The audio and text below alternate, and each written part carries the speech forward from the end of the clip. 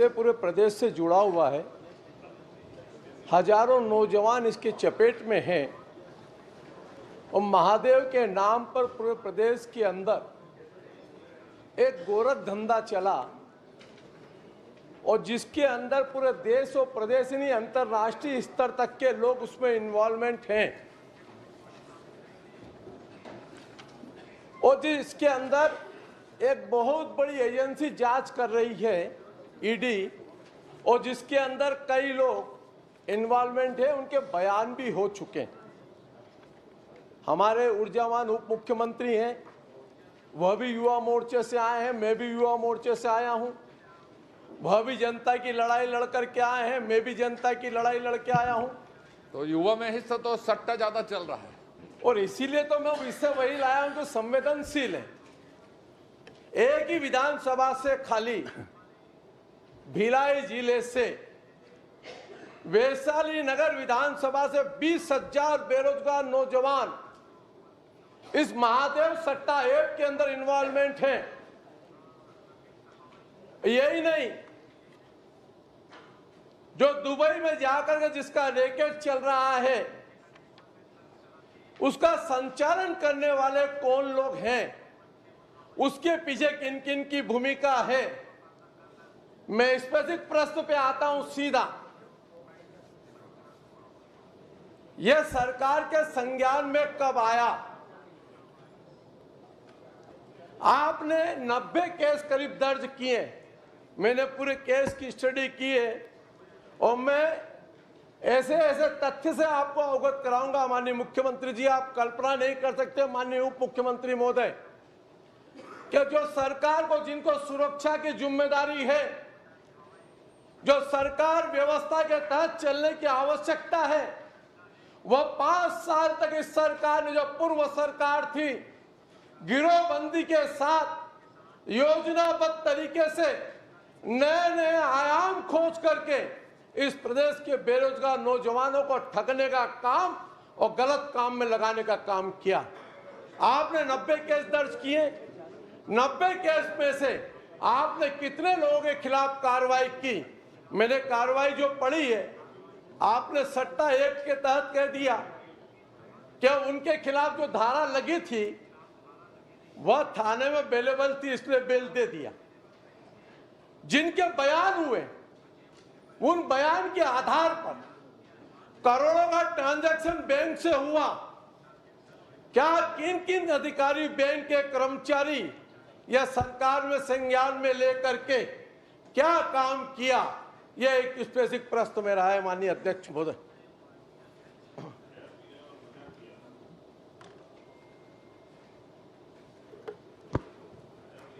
माननीय अध्यक्ष महोदय, माननीय सदस्य का यह प्रश्न सचमुच बहुत लाजमी है और उनकी चिंता भी वाजिब है। इस पूरे विषय पर जो उनकी विशेष चिंता है कि बहुत सारे नौजवान जो भटके हुए हैं राह से, जिनको अपने जीवन को आगे बढ़ाने की दिशा में काम करना था, उन्होंने जाकर के इस महादेव सट्टा ऐप के जरिए इसमें फंस करके अपनी बर्बादी का रास्ता चुन लिया। मैं आपसे ये बात बताना चाहता हूं माननीय अध्यक्ष महोदय कि इस विषय पर कुल 90 एफआईआर हुए हैं। सन 2022 से इस पर एफआईआर हो रहे हैं। रायपुर में 36 प्रकरण पंजीबद्ध हैं, दुर्ग में 23 प्रकरण पंजीबद्ध हैं, बिलासपुर में 2 प्रकरण पंजीबद्ध हैं, जांजगीर में 2 प्रकरण पंजीबद्ध हैं और सूरजपुर में भी 4 प्रकरण पंजीबद्ध हैं। माननीय महोदय, इस विषय पर महादेव ऐप के संबंध में ही विशेष रूप से 67 प्रकरण पंजीबद्ध हैं, जिसमें 54 पर चालान पुटअप हो गया है। साथ ही साथ अन्य जो ऐप हैं उनके संदर्भ में भी एफआईआर हुए हैं और उस पर काम चल रहा है। दुबई के संदर्भ में माननीय सदस्य महोदय ने जानना चाहा है कि दुबई में कुछ लोग हैं और उन्होंने ही इसको पूरा संचालित कर रखा है। पूरा छत्तीसगढ़ जानता है और तो पूरा भारत ही जानता है इस विषय को कि दुबई में हमारे ही छत्तीसगढ़ के कुछ लोग हैं, उन्होंने ही इसको संचालित कर रखा है।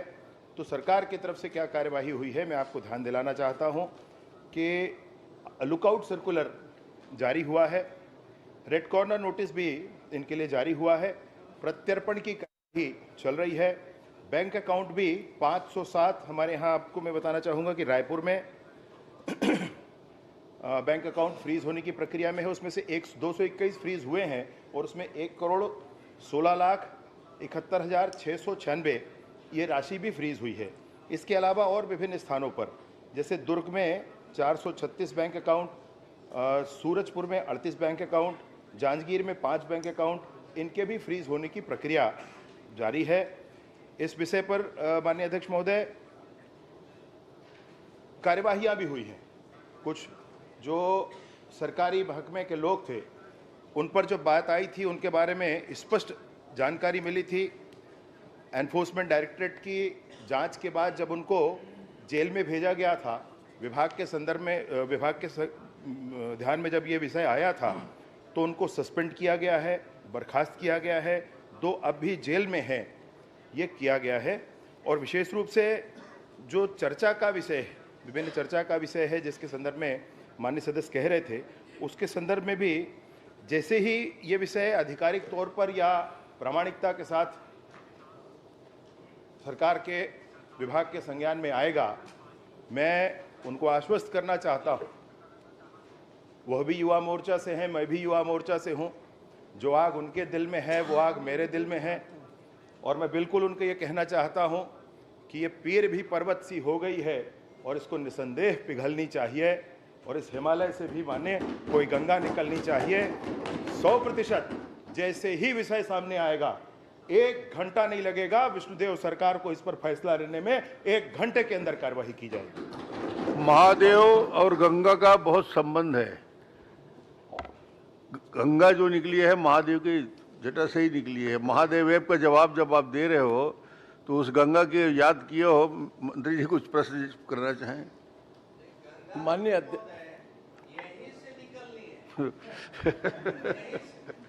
माननीय अध्यक्ष महोदय, बहुत गंभीर प्रश्न है और मैं आपसे समझ चाहता हूं। माननीय मंत्री जी ने एक सामान्य रूटीन में सरकारी प्रश्न का सरकारी उत्तर दे दिया। मैं स्पेसिफिक पूछा कि ये महादेव ऐप के ऊपर 90 केस आपने दर्ज किए, उसमें बयान भी हुए। एक बयान में आपको पढ़ करके सुना देता हूं आपके थाने का, जिसके अंदर महादेव ऐप के अंदर उस व्यक्ति ने बयान दिया, उसका नाम है रविकांत। उसने एक बयान में कहा कि फलाने फलाने में बेरोजगार था, मैं घूम रहा था, मेरा कहीं कुछ नहीं था। मेरा एक दोस्त ने मुझे कहा कि चल भाई तेरा अकाउंट खुला देता हूं। मैं उसके साथ चला गया, मैंने बैंक में अकाउंट खुला लिया। मेरे बैंक के अकाउंट में मेरा कोई पैसा कभी था ही नहीं, करोड़ों रुपए का ट्रांजैक्शन हो गया। मैं बंद करने गया तो मेरे को धमकाया। जब पुलिस वाले पकड़े, बातचीत आई तो मैं वहाँ गया कोर्ट में। जब मैं बैंक में गया तो फलाने फलाने का नाम लिया उसने। वो बार बार रिक्वेस्ट कर रहा है कि मेरा अकाउंट नहीं है, मेरे अकाउंट में कैसे लेन देन हो जा रही है। उसके बाद में भी वो किसी के खिलाफ कोई कार्रवाई नहीं हुई। ये एक नहीं है, ऐसे हजारों प्रकरण हैं। क्या किसी बैंक में अगर 1 लाख, 2 लाख, 5 लाख की लेन देन होती है, सामान्य सब लोग जानते हैं। बैंक वाला पूछता है कि आपके अकाउंट में पैसा लूं कि नहीं लूं, ये आपका पैसा है कि नहीं है। अगर वो करोड़ों की लेन देन हुई और आपके संज्ञान में आए हो, पुलिस वाले जा करके बैंक में पूछते हैं, तो फिर संज्ञान में आने का विषय कहां बसता है माननीय अध्यक्ष महोदय? जब शासन के संज्ञान में आ गया, पुलिस विभाग के संज्ञान में आ गया, आपने एफआईआर दर्ज कर दी और बैंक में जाकर के आप पूछताछ कर रहे हैं, वो बैंक वाले को, बैंक वाला धमका रहा है उसको वहीं पुलिस वालों के सामने। अब प्रश्न में आ जाइए। अब मूल प्रश्न पे आई गया अध्यक्ष महोदय, यही तो मेरा पूछना है। आप कह रहे हैं कि अगर संज्ञान में नहीं है तो वो पुलिस वाला कैसे उसके साथ में बैंक में गया? फिर आगे प्रश्न हो रहे हैं छोटे छोटे। जो प्रावधान उपलब्ध थे सार्वजनिक द्वीप अधिनियम 1867 के, उसके अंतर्गत ऑनलाइन गेमिंग के लिए, बेटिंग के लिए कोई प्रावधान नहीं था। कालांतर में कुछ प्रावधान बनाए गए और उसमें 1 साल से 7 साल तक की सजा है, 10 लाख तक का जुर्माना है। उन प्रावधानों के आधार पर इस पर काम किया जा रहा है। मैंने बताया कि 54 चालान पुटअप हो गए। किसी के बयान के आधार पर किसी को फांसी नहीं चढ़ाई जा सकती, परंतु इस आधार पर जांच की जो प्रक्रिया है वो जरूर जारी है। मैं फिर से आपसे ये कहना चाहता हूं माननीय सदस्य महोदय, माननीय अध्यक्ष जी, माननीय सदस्य को ये मैं विश्वास दिलाना चाहता हूं कि पूरी ताकत के साथ इस पूरे विषय का जांच किया जाएगा। कोई दल, कोई और समाज किसी की भी परवाह किए बिना जो गुनहगार हैं उन सबको जेल की सलाखों के पीछे पहुंचाया जाएगा। चलिए, बहुत अच्छा। निर्धारित जैसे ही होता है ये विषय, ठीक। प्रामाणिकता के साथ कोई बात सामने आती है, मैं फिर से कहता हूं माननीय विष्णुदेव जी की सरकार है, 1 घंटे के अंदर कार्यवाही होगी। चलिए, कोई और छोटा प्रश्न? देखिए, ये बहुत प्रदेश का महत्वपूर्ण प्रश्न। मैं नहीं, आपसे आप महत्वपूर्ण प्रश्न में मैं आपसे 12 मिनट अकेले निवेदन करता हूं इस प्रदेश की जनता की एक छोटा प्रश्न और कर लें। ये ना छोटा, आपने जो उत्तर दिया सरकार सामान्य प्रश्न पूछा, आपने कहा पहले संज्ञान में नहीं आया। जब संज्ञान में नहीं आया तो बयान कैसे हुआ? सीधा प्रश्न। जब सरकार के संज्ञान में नहीं है तो फिर पुलिस अधिकारी जाकर कोर्ट बैंक को बयान कैसे, और ये क्यों चीज? दूसरा, कितने करोड़ों रुपए का ट्रांजैक्शन उनके माध्यम से बैंकों से हुआ, जरा यह स्पष्ट कर दे, फिर आगा प्रश्न मैं पूछूंगा अध्यक्ष जी। बस, धन्यवाद। लीजिए। एक जो विषय अभी सामने है जिसकी जानकारी हाथ में है, मैं आपको जरूर उपलब्ध कराता हूं कि 507 अकाउंट जो रायपुर के फ्रीज होने वाले थे, इनमें से 221 करोड़ रुपए का ट्रांजैक्शन यहां तक हम पहुंचे हैं, पता लगा है।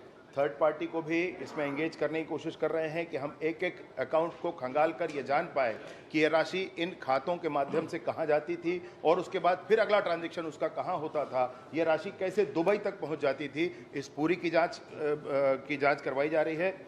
मैं आपसे ये भी बताना चाहता हूं कि संज्ञान का अर्थ यही है, जो बात बयान में आई है वो बात कोर्ट के सामने रखी गई है। अभी कोर्ट को भी फैसला करना होगा, कोर्ट का कोई फैसला आ जाए उस पर बात कर लेंगे। मैं आपसे और एक बात बताना चाहता हूं कि विभाग ने तो आगे बढ़ करके लोगों की फरारी होने का आवेदन कोर्ट में दिया हुआ है। मैं आपको यह भी बताना चाहता हूं कि उनके संपत्ति के चिन्हांकन की बात प्रारंभ हुई है, उनके संपत्ति को चिन्हांकित करके कुर्क करने की बात हम सामने लेकर आ रहे हैं। मैं आपको यह भी बता रहा हूं कि बड़ा चर्चित था पूरे छत्तीसगढ़ में कि नागपुर से एक चार्टर्ड प्लेन दुबई तक गया है। उन सारे बारातियों की सूची भी ले रही है हमारा विभाग, और सरकार के माध्यम से मैं आपको बताना चाहता हूं ये सारी सूची हाथ पे आने के बाद सब पर जांच होगा, सब पर जांच कराई जाएगी, कुछ नहीं छोड़ा जाएगा। माननीय अध्यक्ष महोदय। चलिए। माननीय अध्यक्ष महोदय, माननीय उप गृह मंत्री की, उप मुख्यमंत्री गृह मंत्री का विभाग है, उनकी किसी भी बात के ऊपर मेरे को तो पूरा 100% विश्वास है। लेकिन जो नुमाइंदे लोग बैठे हैं, जो पूरे कागज के अंदर इन्वॉल्वमेंट है, उन्हीं के माध्यम से प्रश्नों का उत्तर है। क्या एक एसआई ने बयान दिया ईडी को, चंद्रभूषण वर्मा,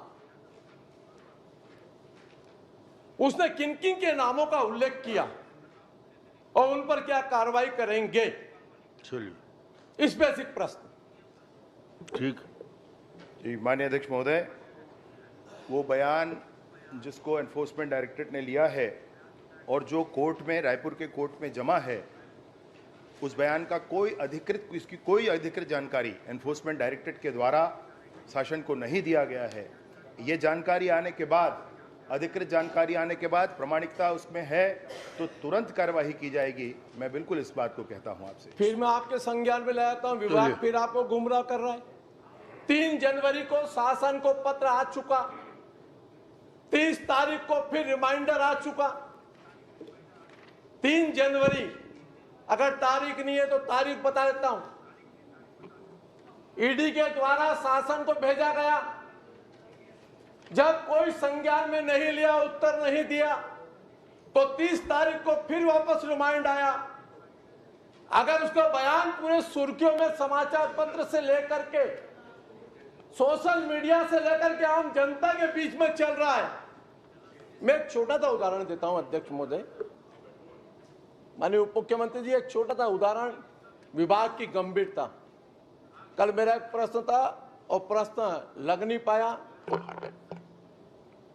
पीडब्ल्यूडी के खिलाफ में एक प्रश्न, मेरी एक शिकायत की किसी ने, फर्जी शिकायत, और उस समय भी मैंने जनता से कहा कि इसकी जांच कोई रिटायर्ड जज से करा लो।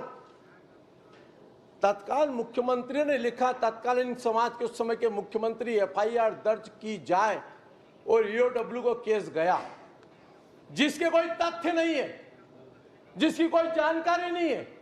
एक आदमी ने आवेदन दिया और ईओडब्ल्यू इतना सक्रिय हो गया और तत्काल उसकी विवेचना के लिए डिपार्टमेंट के अंदर आ गया। चलिए मूल विषय में आइए। तो मूल विषय यही है अध्यक्ष महोदय कि अगर 3 तारीख से लेकर 30 तारीख तक आने के बाद में भी किन अधिकारियों को बचाने का काम हो रहा है, इसके पीछे बड़े बड़े लोग हैं।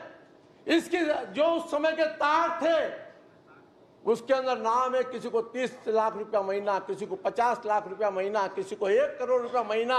यह मैं नहीं कह रहा हूं, पूरे समाचार पत्र से और सुर्खियों में छपा है। तो क्या सरकार स्वयं विवेचना के रूप में क्या संज्ञान में लेकर के क्या इसकी जांच नहीं कर सकती? आज तक ईओडब्ल्यू ने इसके ऊपर जांच क्यों नहीं की? क्या यह सरकार इस केस को सीबीआई को देगी? क्योंकि इसके दार उद्देश्य तक जुड़े हुए अध्यक्ष महोदय, और ये दूध का दूध और पानी का पानी होना चाहिए, ये मेरा आग्रह है। ठीक, धन्यवाद।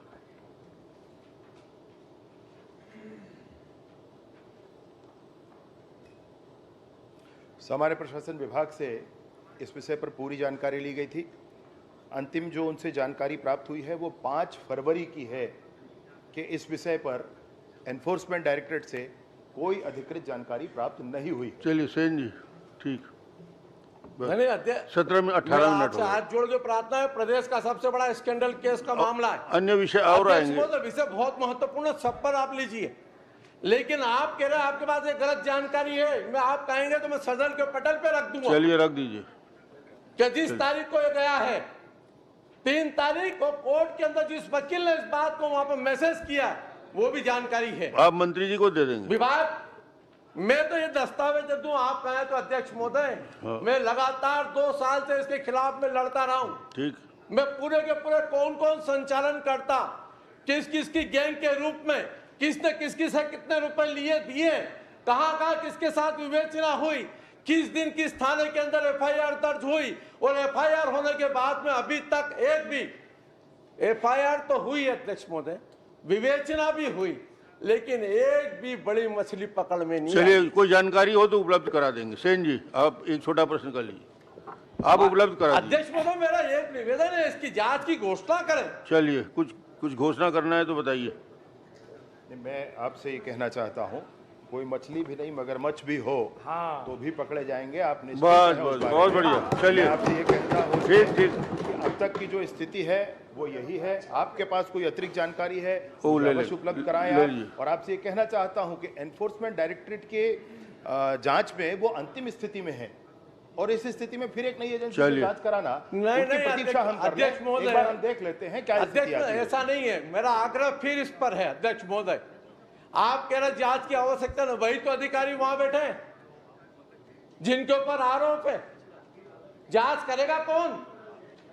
सैया भाई कोतवाल को डर किसका? जिनके खिलाफ में आरोप पूरे प्रदेश को बर्बाद करने का ठेका लेकर के बैठे, वही लोग वहां जाकर पीएस क्यों बैठे? ठीक राजेश जी, बहुत मेरा बढ़िया। आग्रह सर जांच होना चाहिए। आप जो भी जांच करें, विधायक दल से करें, जिससे भी करें, इस प्रदेश में एक नजीर बनना चाहिए कि गिरोह बनकर के जनता को लूटने का जो काम करते हैं उनको सजा मिलना चाहिए।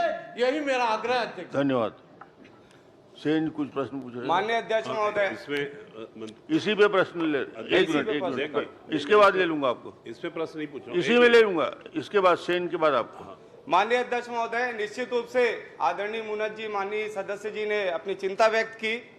भिलाई को खेलधानी और शिक्षाधानी के रूप में जाना जाता था, अब ये महादेव ऐप के रूप में जाना जा रहा है। मेरा मूल प्रश्न यही है माननीय अध्यक्ष महोदय कि युवाओं की चिंता इन्होंने की।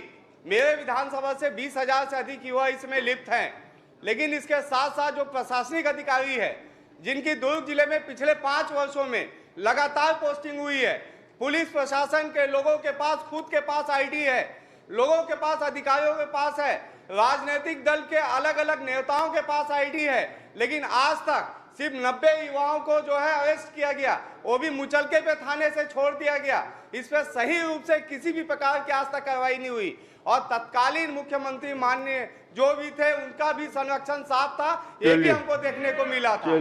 तो इसलिए माननीय अध्यक्ष महोदय, महादेव ऐप को लेके विशेष रूप से जांच करने की आवश्यकता है। जिन बारातियों के विषय पे माननीय गृह मंत्रियों ने कहा कि जो बाराती गए थे उनकी लिस्टिंग होगी, वो बाराती की लिस्टिंग लगातार नेशनल न्यूज पे दिया जा रहा है और भिलाई में खुलेआम घूम रहे हैं। उन बारातियों पे आज तक कोई कार्रवाई नहीं हुई है और ऐसे एडिशनल एसपी जो उस जिले में पोस्टिंग होकर, ऐसे एसपी, ऐसे आईजी जिन्होंने 5 साल खुद आईडी लेके लगातार महादेव आईडी का ऐप का संचालन किया है। मैं माननीय अध्यक्ष महोदय आपके माध्यम से जानना चाहता हूं माननीय मंत्री जी से कि इस पे क्या कार्रवाई होगी, क्योंकि अभी तक छोटे लोगों पे कार्रवाई की गई है। धन्यवाद। हाँ, इसके बाद आप। माननीय अध्यक्ष महोदय, माननीय सदस्य की चिंता वाजिब है। कानून का राज होना चाहिए और कानून की नज़र में कोई छोटा या बड़ा हरगिज़ नहीं होना चाहिए। वैसे गिरफ्तारी के संदर्भ में उनके आंकड़े को मैं दुरुस्त करूं कि ये 482 लोगों की गिरफ्तारियां आज तक हुई हैं इस विषय पर। दूसरा मसला है कि जिन अधिकारियों के संदर्भ में चर्चा है, ईडी के चालान के संदर्भ में ले लें या सोशल मीडिया पर या मीडिया पर प्रचलित सारे विषयों को लेकर के जो बात चल रही है, प्रामाणिकता की बात है। एक बार प्रमाणित होने के बाद माननीय सदस्यों को इस विषय पर कार्यवाहियां होती दिखेंगी, उनको चिंता करने की आवश्यकता नहीं होगी। राम जी।